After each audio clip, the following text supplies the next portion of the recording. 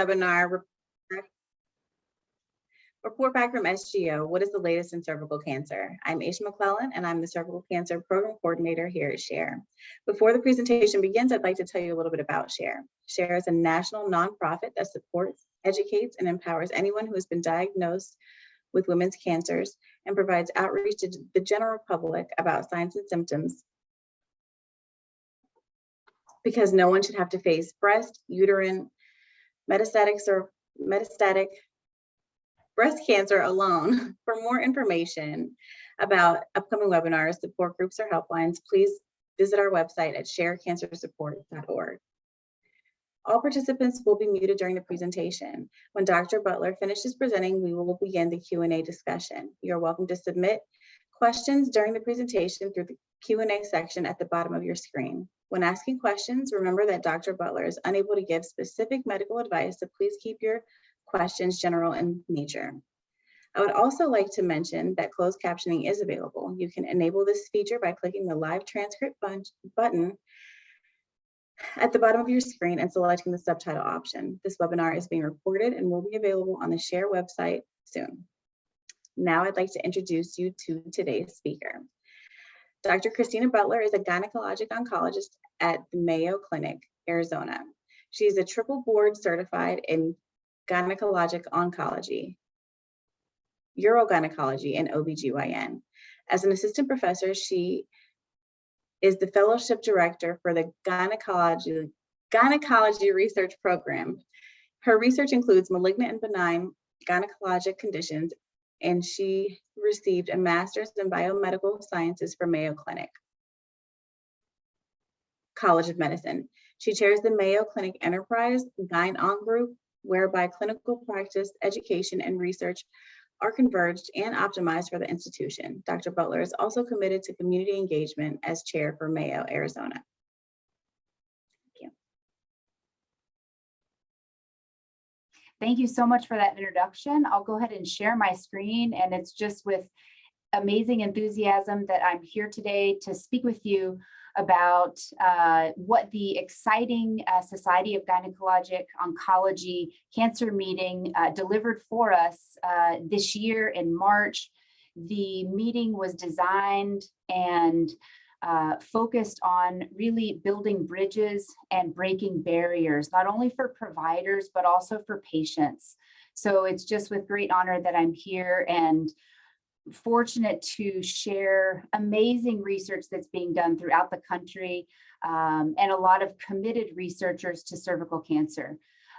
Cervical cancer impacts about 14,000 women in this country every year, and this is tremendously important. We have made amazing strides against cervical cancer with advent of the pap smear screening. Death rates from cervical cancer have gone down, but we still have tremendous work to do. So let's jump right in. Let me see. Okay, the first study I want to comment on is out of MD Anderson, and Dr. Ramirez and his colleagues sought out to really focus on women with early stage cervical cancer and whether or not laparoscopy was an appropriate approach for these women. And they compared within a prospective trial enrolling over 600 women whether or not we should utilize abdominal surgery, as shown on the far left with an open incision, versus laparoscopy or robotic surgery using a minimally invasive small incision approach to treat cervical cancer. And utilizing the small incisions allows us to insert many different instruments, as shown on the far right, to provide surgery for these women, but also a delicate balance in ensuring that this was safe. And at the recent SGO meeting, we had long-term 4.5-year follow-up data for these women. This was previously published in 2018. And what they showed, as on the right here, I wanted to point out the global collaboration and involvement in enrolling women into this study. You can see all the countries noted in blue participated, so tremendous international effort. And again, evaluating whether or not open surgery was equivalent to the minimally invasive approach. And what they found, interestingly, and to much surprise, was that Open surgery, as shown in the green, had improved survival when compared to minimally invasive surgery. And this caused great pause so as to ensure the best outcomes for these women. There do seem to be some subgroups within that might provide some advantage with minimally invasive surgery, but all of these subgroups remain ongoing investigation. For example, the conization patients, so a cervical conization is when the cervix, a large biopsy from the cervix is removed. And what we find is that women that have had a conization procedure for their cervical cancer and then go on to either minimally invasive or open surgery, they have similar outcomes. So this might be a subgroup of women where the minimally invasive approach might be more feasible. Similarly, some women with tumors that are small, less than 2 centimeters in the cervix, might be candidates with reasonable outcomes from the minimally invasive approach. But again, I think additional surgery is ongoing. And I think it's important for us to remember that to provide and ensure maximal safety for these early cervical cancer patients undergoing radical hysterectomy, that the open approach seems to have survival advantage. We'll jump gears now and talk about a different population of women. There are many women diagnosed with recurrent, persistent, or metastatic cervical cancer. And boy, have we come a long way, as noted in this beautiful slide.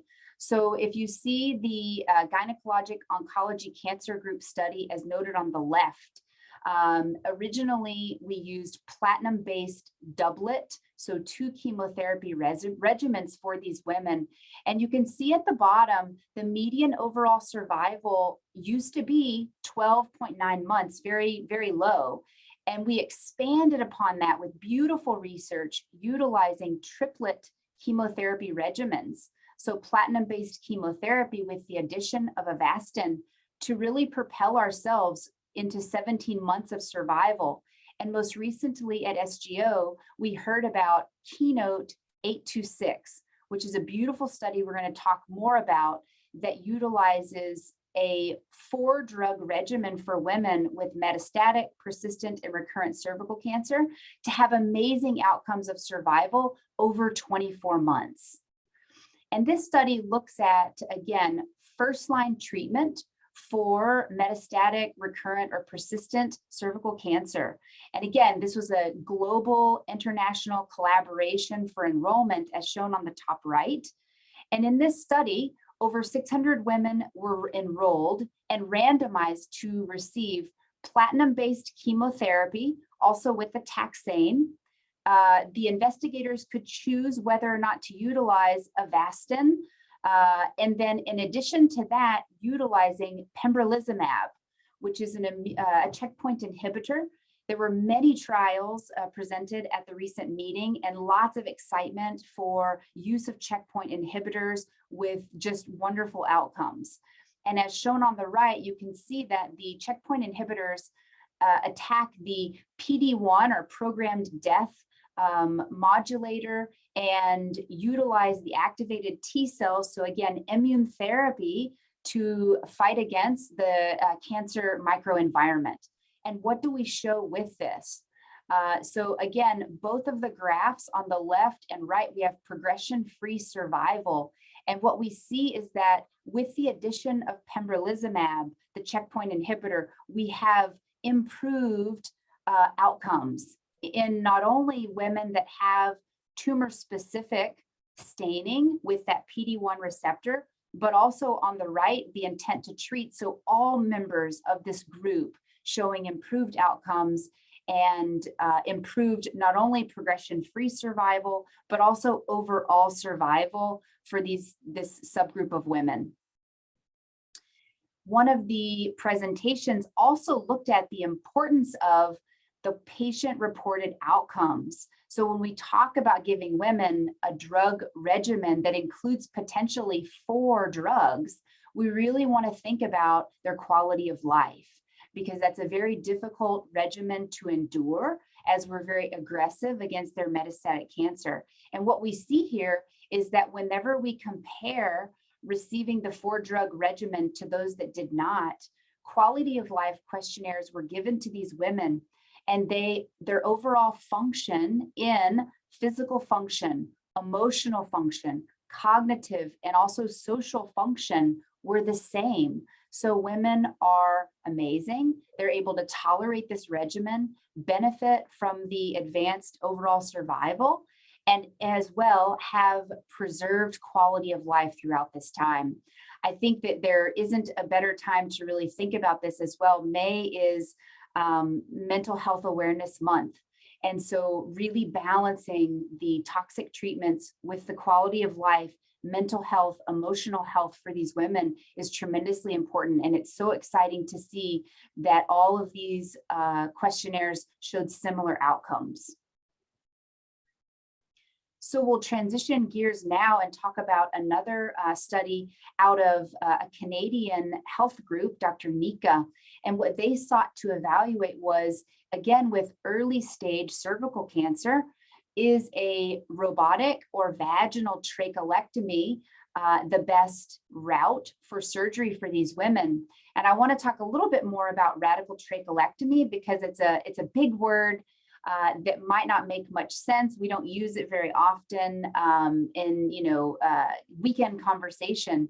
So on the right here, we have a picture of a cervix. Right here, we have the cervix connected to the uterus. And in some women with early cervical cancer, we can perform removing the cervix surgically. And this is a great modality to remove the cervical cancer, but also preserve fertility for women. And we're able to put a band or cerclage in at the base of the uterus to take the place of the cervix so that women can go on to retain their uterus and preserve fertility. So this beautiful study presented from the Canadian Center was a retrospective study. And again, these were early stage cervical cancer patients with many different histologies who underwent a radical cervix removal or trachelectomy. And they did that either robotic, using those small, minimally invasive incisions, or vaginally. And they looked over many years in this subgroup. They did exclude patients that had previously undergone chemotherapy. And then let's see what they discovered. So shown on the left here, we have survival probability based on the 2 different types of surgery that were performed. And the red and blue lines being very close together and very high to the top show that performing robotic or vaginal trachelectomy is very safe and excellent outcomes in both groups for these women. Shown on the right is some detailed features related to patients that had recurrence of disease. And there are some from both groups, but all low in number and supportive that both treatment modalities are very feasible for women. So I think it's wonderful. A large percent of the population that's diagnosed with cervical cancer has not yet experienced fertility.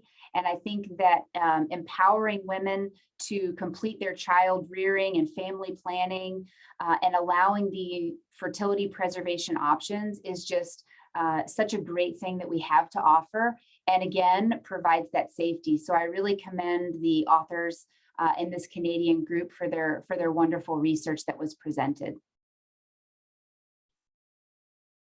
Another component that I want to speak about that absolutely relates to cervix cancer was a beautiful study produced by Penn State, Dr. Nasadis, and they sought to really evaluate disparities in cervical cancer care with regard to the quality of radiation therapy for patients. And they utilize 2 databases that are very large. The one at the top is the National Cancer Database. Again, this is a multitude of stages of cervical cancer, those receiving radiation therapy for treatment without any hysterectomy for surgical upfront therapy.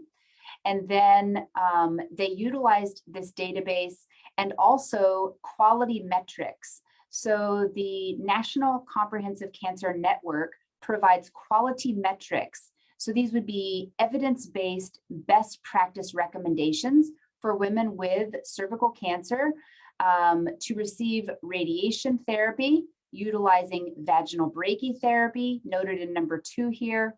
Number 1, radiosensitizing chemotherapy. So this is chemotherapy combined with radiation therapy for locally advanced cervical cancer.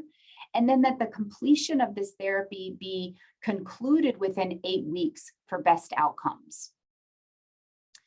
Again, when we look at these quality metrics as shown on the left, and these again are guided by the National Comprehensive Cancer Network. So the NCCN is an amazing national website that I would encourage all of you to visit and log in. You get a free subscription and you have immediate access to the best evidence-based guideline recommendations for best outcomes.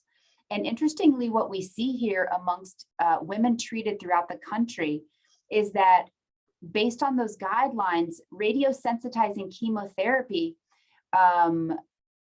had non-compliance in 11% of women, and that vaginal brachytherapy had high rates of non-compliance, and that even 45% of women were not able to complete treatment within 8 weeks, deeming them to be non-compliant.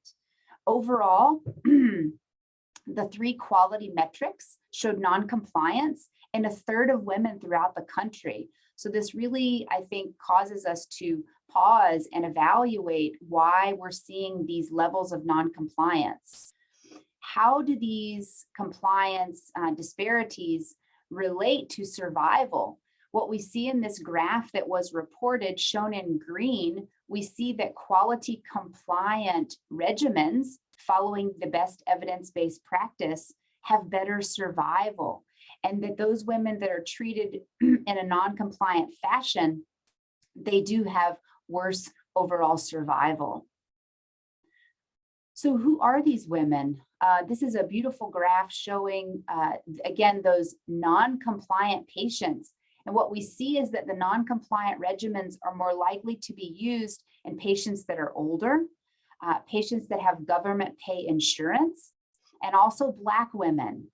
And this again causes us to really break down those barriers and figure out how we can make these disparities more appropriate.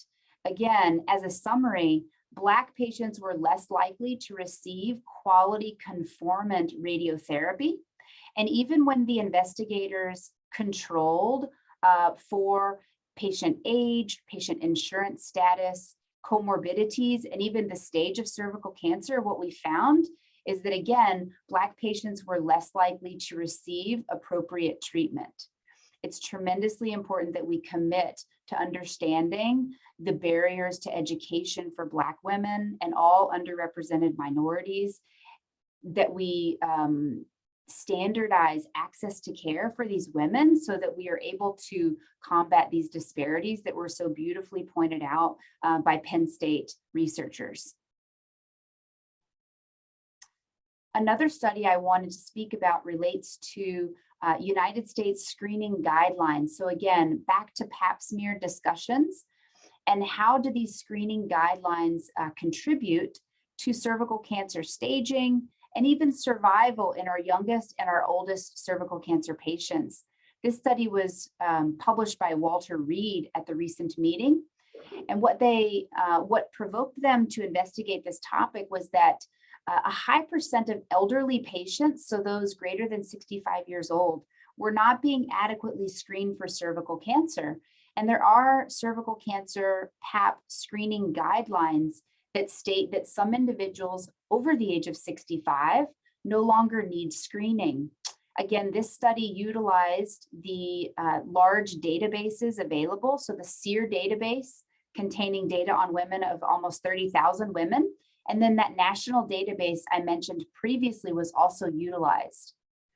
And what they found was that among women with cervical cancer, as shown on the left in green, there are younger women diagnosed. Most women diagnosed with cervical cancer are in the middle age group, being 40 to 64. But then a very high percent of patients shown on the right in red are elderly patients over the age of 65. and 17% of women diagnosed with cervical cancer fall into this age group.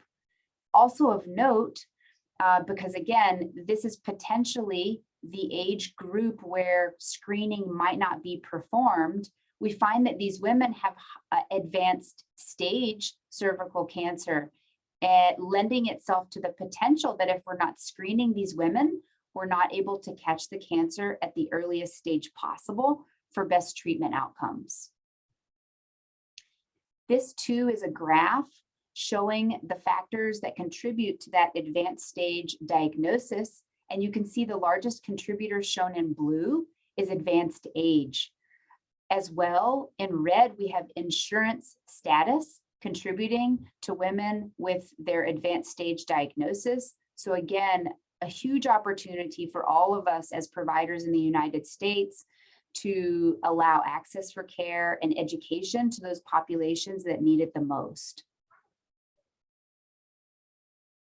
When we look at survival amongst the different age groups, fortunately, we see shown in green, very good survival for adolescent and young adult populations, where I think we're doing great things in early detection with pap smear screening. And then we do see that in elderly populations over the age of 65, the survival is less. Therefore, perhaps continuing to screen this population would provide improved outcomes for this 17% of the population diagnosed with cervical cancer. So I think, again, this highlights the need for us to continue to collaborate not only with our cancer providers, but also those on the frontline screening for cervical cancer to really evaluate the best screening practices for all patients. And the last study that I want to highlight speaks about additional cancer disparities. And this study was done by Dr. Bruegel in Oregon. She sought to evaluate the American Indian and also Alaska Native populations regarding prevention for cervical cancer. And a beautiful schema shown here regarding prevention. So at the forefront of prevention, we cannot underestimate the impact of HPV vaccination. So again, patients, men and women, age 9 to 45, are candidates to receive HPV vaccination as approved by the FDA in the United States. So we have huge, tremendous opportunity to vaccinate against HPV-related cancers, which includes cervical cancer, but also other types of cancers, including vaginal, vulvar, anal, and even some throat cancers. So again, prevention with vaccination is a huge opportunity. And they looked at this, combining it again with cervical cancer screening. So this is where the pap smear and HPV cervical screening test come into play. Depending on the age group of patients, we use cytology combined with HPV screening. And then again, that population over 65 that might meet criteria to discontinue screening. And we combine vaccination with cervical screening in an effort to provide early detection and referral to a specialist for these women. So as they evaluated these women, what they found was that HPV vaccination is not reaching the desired target population. So again, the Native Alaskan and American Indian women are being under-vaccinated to the tune of less than 70%. And they do point out a beautiful website called Healthy People 2030. If you haven't been to this website, I highly recommend that you check it out.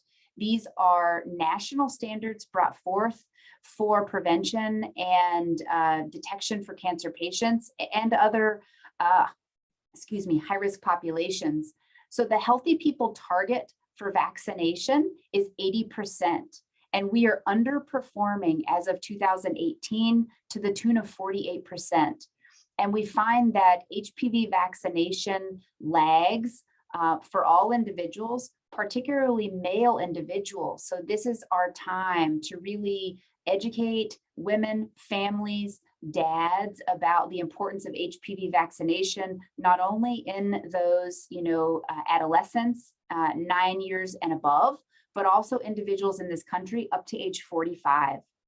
And then similarly, the PAP screening in this population was also suboptimal. So the goal target for screening cervical cancer is 84%. And in the United States, we are underperforming at 80%. And within this Native American population, as low as 63%. So again, desire to screen women, have access to care so that it's appropriate for early detection. So in summary, I hope that you found these 6 studies tremendously helpful. And I just really commend, again, the authors and researchers for providing this amazing data and amazing work. We've talked about survival outcomes showing improvement in some women with open surgery versus minimally invasive surgery, but careful patient selection. And I would say careful shared decision-making between that woman and her provider is tremendously important. The second bullet there, we talked about the exciting immune therapy with combination chemotherapy showing improved outcomes for women with advanced cervical cancer. It can be tremendously overwhelming to be diagnosed with metastatic disease. And I think it's such a beautiful opportunity in today's targeted therapy to really treat these women and have wonderful years with preserved quality of life for them and their families. We also spoke about fertility preservation in early stage cervical cancer, and there are a few routes that are very safe with excellent outcomes. Again, we have some work to do with screening guidelines and making sure that we're really providing the best screening for all age groups that might be diagnosed with cervical cancer. And then lastly, HPV vaccination. We need to continue to encourage it, make it available to all people that meet criteria as recommended by the FDA. Again, those individuals are 9 to age 45, men and women, to eradicate is my hope for HPV cancers.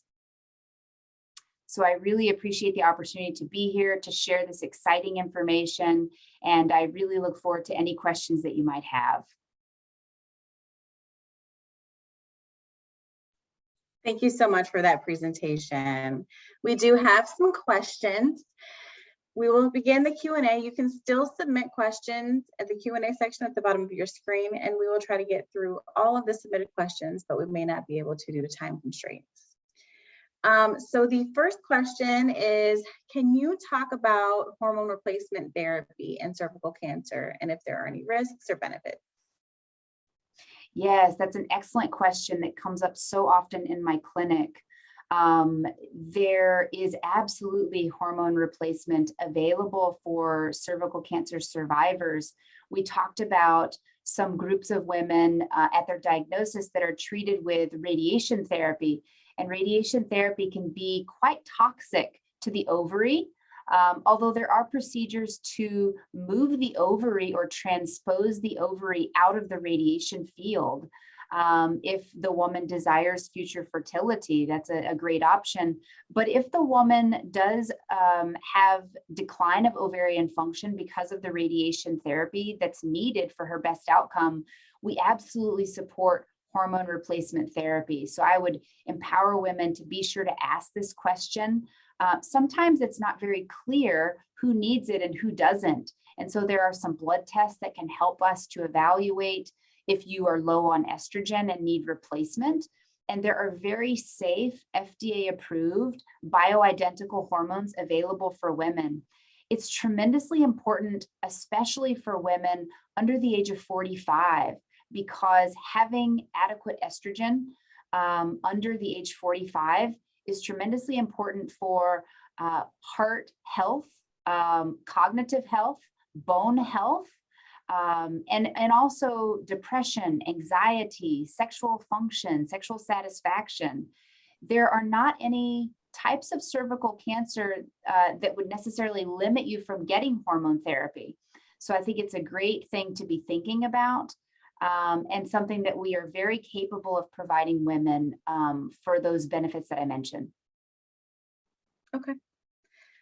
When would you suggest beginning HRT after treatment? Yeah, so after treatment, I think it would be, again, important to assess the ovarian function. But if you have decline in ovarian function because of treatment, I would say beginning this right away would be the best time, particularly if a woman's younger than 45 years of age, but then being able to continue this therapy until the average age of menopause, which is about 51. And even beyond 51 for some women, especially those affected by hot flashes. The hormone therapy can really alleviate a lot of those symptoms to enhance quality of life. Does removing the cervix after completion of treatment reduce the risk of recurrence? I'm thinking this question is directed at women that have primary radiation therapy. So there are some women, those with more moderate sized cervical cancer tumors, that initially go through treatment with radiation and the radiosensitizing chemotherapy. And at the end of treatment, in most women, the cervical tumor is no longer visible, no longer detectable. And what we found is that having hysterectomy after the radiation therapy doesn't improve overall outcomes, because we have great outcomes with the definitive radiation and chemotherapy. And one thing to consider is that performing surgery after radiation can put you at heightened risk for surgical complications, healing complications, shortening of the vaginal tissue that can then have impact on sexual function. So no, there aren't improved outcomes with hysterectomy after primary radiation therapy. Okay. Is there anything patients can do to reduce their risk of recurrence? Reducing risk of cancer recurrence. So I think in general, having an overall healthy state is tremendously important. One of the things that's been linked with cancer recurrence in general among all cancers is obesity. I think particularly with cervical cancer, we want to not expose women to smoking. So smoking's absolutely been linked with worse outcomes. And then also, I think that surveillance is tremendously important. So having a team of providers that you feel comfortable with, so that you can continue surveillance and monitoring after your treatment's completed. So that if there is ever a recurrence, we can capture that, treat it. I think, having a healthy diet, exercise incorporated, and just overall good, healthy living is important. We also at Mayo Clinic continue to advocate for HPV vaccination in our cancer survivors. So in my opinion, it's never too late to get the HPV vaccination. And there are reasons we don't fully understand for women that have been exposed to HPV, had pre-cancer, and still benefit from having that vaccination. So again, our Mayo Clinic best practice recommendations are to even continue with vaccination to reduce adverse outcome long-term for women that are surviving HPV cancers. Great. I believe you touched on this before, but is there a way to protect the ovaries during cervical cancer treatment? Yeah, so we talked about transposition. So this would be a surgical procedure where we lift the ovary out of the pelvis, and then we attach the ovary high up in the abdomen, almost near the rib cage or the liver. And pulling the ovaries up to this area can be performed while preserving the blood supply to the ovary, so that if subsequent radiation is given, usually from about the belly button downward, then the ovary is protected and out of the radiation field. And then the radiosensitizing chemotherapy is often not toxic to the ovary, so that women can go on after treatment to have oocyte or egg harvest from the ovaries that are elevated in the high portion of the abdominal cavity. So absolutely there's opportunity to move the ovaries, mostly done for fertility preservation. What are the fertility sparing options for cervical cancer patients? And does it vary depending on cancer stage and treatment? Yeah, so it absolutely does. So I think that it varies based on the stage, which is a short way of saying the size of the cancer. But there are small cervical cancers in women that desire fertility, where we can perform, again, the trachelectomy or cervix removal, and then retain fertility for those women. We can also be, very creative with young women that have larger cervical tumors that require radiation therapy. And again, move the ovaries out of the pelvis and put them into a safe place where they can continue to function. And those women, after treatment or before treatment, honestly, it's ideal before treatment, can harvest eggs from the ovaries and then think about using a surrogate uterus that hasn't been radiated to then carry that pregnancy. So again, allowing women multiple options for fertility, but most women with the early stage, smaller cervical cancers. Okay. How do you determine if someone is a good candidate for surgery for cervical cancer? And if they are, what is the decision-making process for the type of surgery utilized? Yeah, that's a great question. So there's so many components, right? So cervical cancer is clinically staged, which means that we take measurements of the tumor visibly, and we stage based on that. And we can also use some procedures and some imaging to enhance the staging. We also use pathology. So that conization procedure that I mentioned previously can give us microscopic evaluation of the tumor for how invasive is it? How deep are the roots of the cancer? How expansive is it? What's the size of the tumor diameter? And then we place all of these factors together in counseling a woman about best next steps. There are small tumors that are treated with the radical hysterectomy that we spoke about.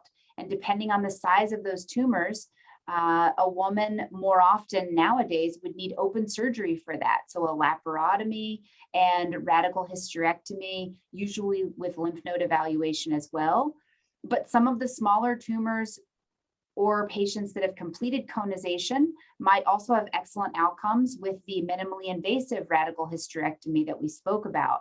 So I think that it's so multifaceted and so many data points taken into account to really make the best decision for every woman as an individual. Okay. With all of the new treatments for advanced or metastatic cervical cancer, has the prognosis improved? Absolutely, definitely. So I go back to that slide. So when I trained as a fellow in oncology, I remember my mentor saying the median overall survival was very low. And as shown on the slide, 10 months, right? Median overall survival, 10 months. And that was in the early 2000s. Flash forward to now, where we're seeing outcomes, median survival 24 months, 2 years. And that's just the middle, right? That means that half of the women do better than 2 years survival, and half, are on the lower end, not. But I think we are making really tremendous strides. The targeted therapies are so exciting. We have them available now with FDA approval for the newly diagnosed metastatic cervical cancer patient, and also even second-line therapy with targeted therapies that are approved by the FDA for women. So I think there's just tremendous excitement and improved outcomes absolutely for these women. What are your thoughts on replacing the HPV test with the Pap smear? The HPV test it is wonderful. And so the decision to utilize the cytology of the Pap smear or just have a Pap smear with HPV, I don't know the best answer. I think that both of them provide really valuable information. And as the screening has progressed, I feel like we are learning more about the success of HPV screening at the cervix and prevention. And it independently can be utilized for screening, which is amazing. I do think it's also important to always point out that the screening of the cervix is only one part of assessing every woman, and it's recommended by the American College of Gynecology to have a pelvic examination once every year. And why do we say that, right? Cervical cancer screening, the pap smear, the HPV test, it's really focused at the cervix. But what we want to really emphasize too is that women have other HPV cancers, and the vagina needs to be evaluated, the vulva, the anus. All of these tissues are tremendously important. I wish we had screening for all of them, but we don't. And I think it just highlights the importance of finding a doctor that you're comfortable with, getting yourself checked out, and certainly if any abnormal bleeding is happening, pain after sex, that you seek evaluation for making sure that things are okay in those areas.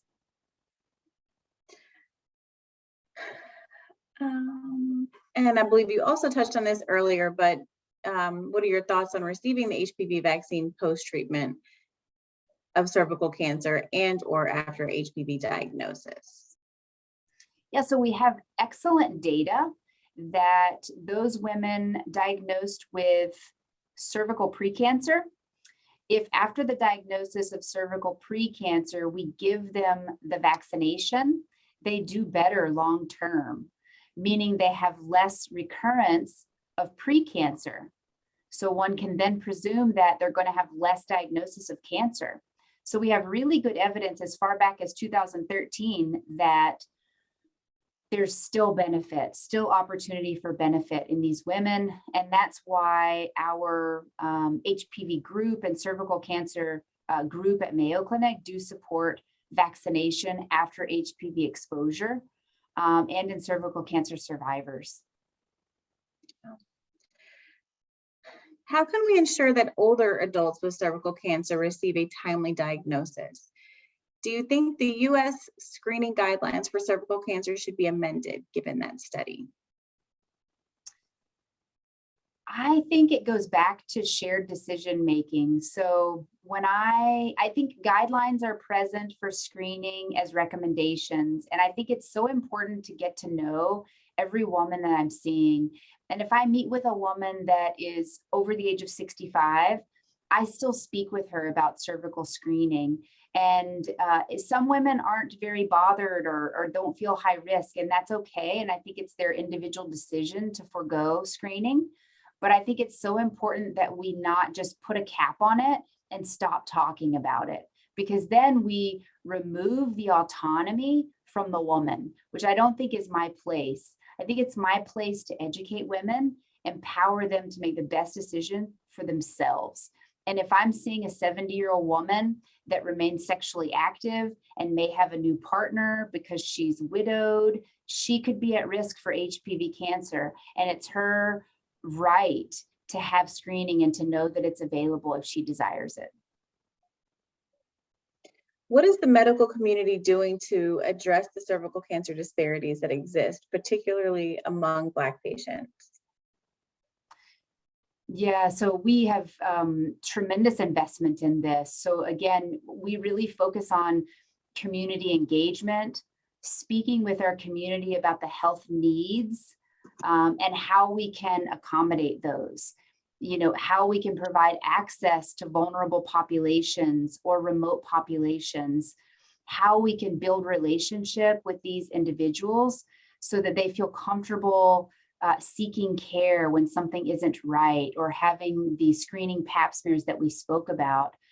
I think that I love the idea, and we at Mayo Clinic really invest in coming to those patients. So, you know, reaching out in the community and providing education, just like you guys are doing today. I think it's so beautiful. Such a mission to just empower women to advocate for themselves and have reliable quality information so that they can make best decisions for themselves and their family. So really just getting rid of these barriers to care taking away the fear factor and allowing women to be comfortable to ask for help, I think is a job for all providers, and welcoming questions, welcoming second opinions, just open communication, I would say, so that women feel comfortable and that we make these quality treatments available to all individuals in the United States. Can you talk about the approval of Tivdak for cervical cancer? Who is it recommended for and how does it work? What was the drug? I'm sorry? Tivdak. Is there another name for it? Let me see. I believe it is. Oh, Tusupanab. Okay, gotcha. Yeah, so I touched on this a little bit. Thank you. Sorry, I just know the generic name of it, not the trade name. Yeah, so this is the very exciting targeted therapy that received FDA approval, and it's for women with it's second line therapy, not first line, for metastatic cervical cancer.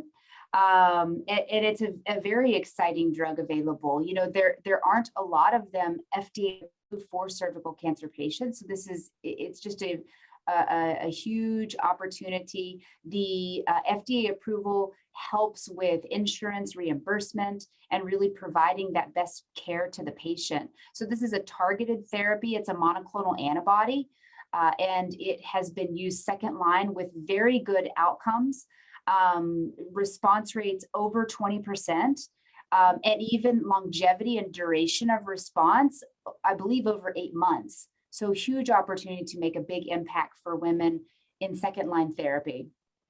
Awesome. Awesome. If you have already started treatment for cervical cancer, is it too late to have a fertility conversation with your doctor? I don't think it's ever too late to have a conversation if it's something on your mind. So I would absolutely bring it up. Again, the best time for fertility preservation endeavors is usually before any chemo or radiation has started, but that doesn't mean that you can't have discussions later, depending on what treatment was performed. And I think it's always, if it crosses your mind, talk about it. Absolutely. Because if it crosses my patient's mind, I want her to feel comfortable asking about it. Because the things we can do nowadays with the amazing technology we have with fertility preservation, I mean, it's really above and beyond what's been available in the past for women. Awesome.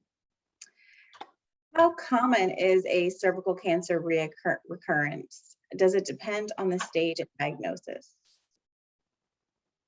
Yeah, so absolutely great question. It depends on stage. We have low, recurrence rates with our stage 1 patients. And then as you progress up to higher stage, it does correlate with a higher rate of recurrence.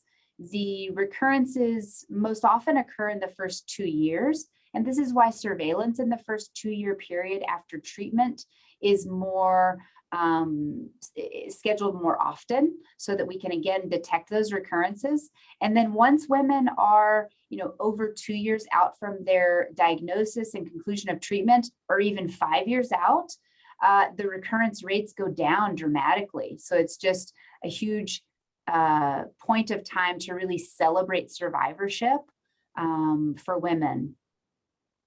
Awesome. What are some indications, symptoms of recurrence for patients to be aware of? Recurrent cervical cancer symptoms to be aware of. I love this. This is always good for everyone to know. So this would be vaginal bleeding that occurs spontaneous or after intercourse. Changes in your bowel or urinary habits. So urgency of urination is a common symptom for women to have and can be related to a pelvic mass or something abnormal. Leg swelling that's new, particularly, one leg and not the other, can be a sign of something pressing on the blood supply to the legs. A new cough, that doesn't go away in a reasonable amount of time could be cause for evaluation with your provider, imaging of the chest, abdominal pelvic discomfort, any lumps or bumps that weren't there last month and that are there this month would be points to evaluate. So I always encourage women to listen to their body. And again, have a team where it's okay to ask questions and to advocate for yourself. And if something doesn't seem right, getting checked out. Absolutely. What are racial differences in incidence rates and outcomes? Please also note any statistics for Asian Americans. So I don't know of a specific, I apologize, statistic for Asian Americans, but I think that a recurring theme with the data presented at the recent meeting was, again, vulnerable populations, minority populations, and outcomes that are not as optimal. And so we really have to disseminate education, reach these women so that we're able to have consistent outcomes for women, regardless of their insurance status, regardless of their age, regardless of their skin tone, regardless of where they live, right? We all need to have good access to care in this country. And we have huge commitments to breaking these barriers. Mayo Clinic has invested huge amounts of money in racism and racial disparities in care. And I think we just have to, I really commend all conversation at the meeting because we're finally talking about it. We're finally getting it out there and being really open about it. And it's with such good intent to make a difference for women and make a difference for all cancer individuals. But I think we just have to keep talking about it and know that we can always make advancement, improvement. Yeah. If someone wanted to receive the HPV vaccine post-diagnosis, who would be the best person to talk to? Would it be their PCP or oncologist? I would say all of the above, and whoever will write it for you. Yeah. And just keep asking if someone says no. So what's the downside to getting the vaccination, right? Like, so the downside would be that your arm's a little bit sore and that it might teach your immunity some sort of, advancement against HPV cancers. So that there's really not a lot of downside. It is a little bit expensive. But it's available at all pharmacy. I mean, most pharmacies, CVS, Walgreens, Costco. The vast majority of insurance companies are covering it for individuals. And if your insurance doesn't cover it, I believe it's less than $700 for all 3 injections for adults. So I would say, just keep asking. It does require a prescription. So as you mentioned, you do need a provider to write it for you. But it should be available to, in my opinion, anyone that wants it. Great. When it comes to cervical cancer and the new advances, what are you most excited about? I think this goes back to those checkpoint inhibitors. So all of these targeted therapies that seem to be making really great outcomes. And this is one thing I haven't mentioned was tumor molecular testing.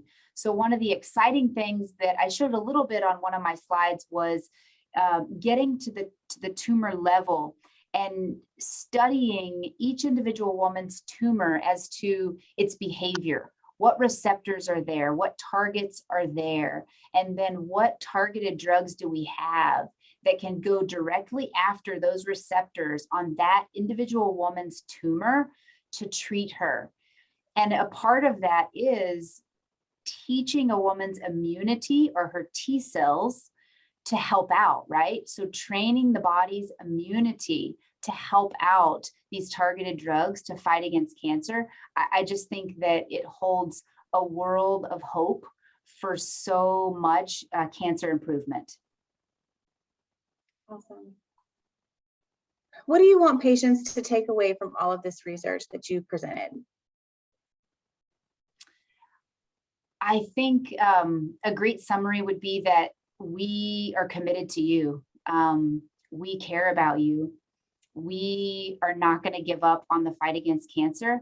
The authors and the recent cancer meeting is just a huge, I think, testament to all the providers committed to women's health, best outcomes, advocating for women, not only at the cancer level, but also with legislation for improved outcomes and health and access.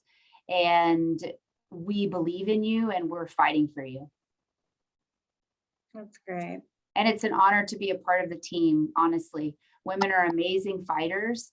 It's just an honor to be a part of their team and to go through these ups and downs, challenges together and see the outcomes we can have. That's beautiful. Thank you. Thank you, Dr. Butler, for such an informative program, and thank you to everyone for participating and submitting questions today. Please take a moment to fill out the survey at the end of the webinar. The survey will show up in the browser when the webinar ends, and the link will also be in the follow-up email. All surveys are anonymous. Please check out SHARE's other educational programs and support groups on our website, as well as volunteer opportunities. This concludes the webinar. Thank you. Goodbye. Thank you.